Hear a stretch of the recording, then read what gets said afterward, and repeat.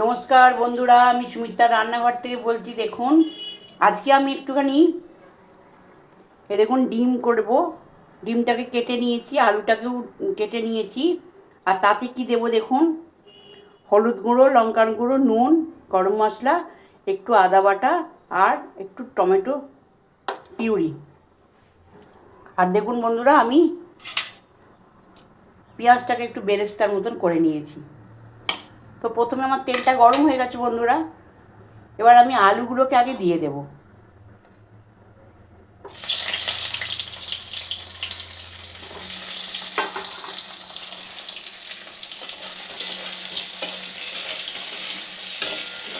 আলুগুলোকে বন্ধুরা ভালো করে ভেজে নিই আমি। একটু সেদ্ধ করা আলু। বন্ধুরা, আলুগুলোর ওপর এবার আমি এই মশলাগুলো সব দিয়ে দিলাম।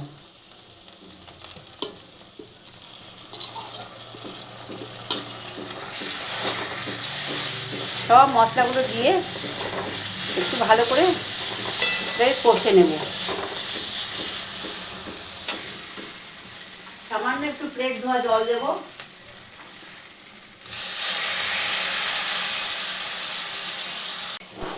দেখুন বন্ধুরা, প্লেট ধোয়া জলটা দিয়ে এটা মশলাটাকে ভালো করে কষিয়ে নিলাম। নাহলে মশলা না কষলে গন্ধ ছাড়বে।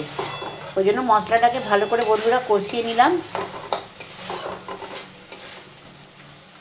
নিয়ে এবার যে আমি বেরেস্তাটা করে রেখেছিলাম, এটা কিন্তু এর মধ্যে বন্ধুরা দিয়ে দিলাম।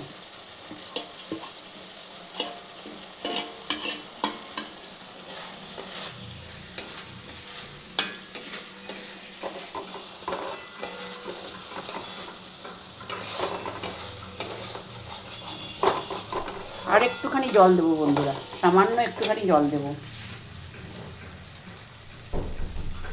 সামান্য একটুখানি জল দিয়ে দিলাম।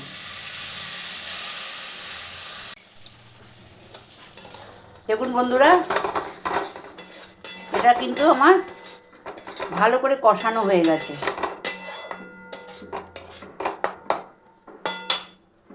এবার এটাকে আমি ডিমের ওপর দিয়ে দেবো।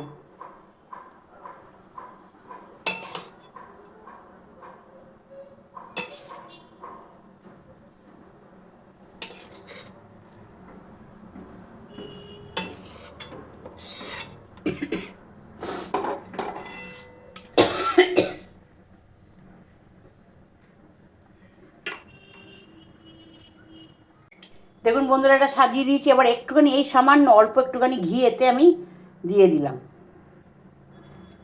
এটা দিয়ে দিলাম। এটা দিলে ভালো টেস্ট আসে, ভালো গন্ধ ছাড়ে, খুব ভালো টেস্ট এসে যাবে বন্ধুরা। এটা খুব সামান্য রেসিপি, খুব সাধারণভাবেই করলাম, আপনারা দেখতে পেলেন। এই রেসিপিটা আপনারা একদিন বাড়িতে করে খেয়ে দেখবেন, আপনাদের খুব ভালো লাগবে। এই রেসিপিটা যদি আপনাদের ভালো লেগে থাকে, আপনারা আমায় সাবস্ক্রাইব করবেন, সাইডে থাকা বেলটা দাবিয়ে দেবেন, লাইক করবেন, শেয়ার করবেন, কমেন্টে অতি অবশ্যই লিখবেন। আমি সুমিত্রা রান্নাঘর থেকেই বললাম। নমস্কার বন্ধুরা।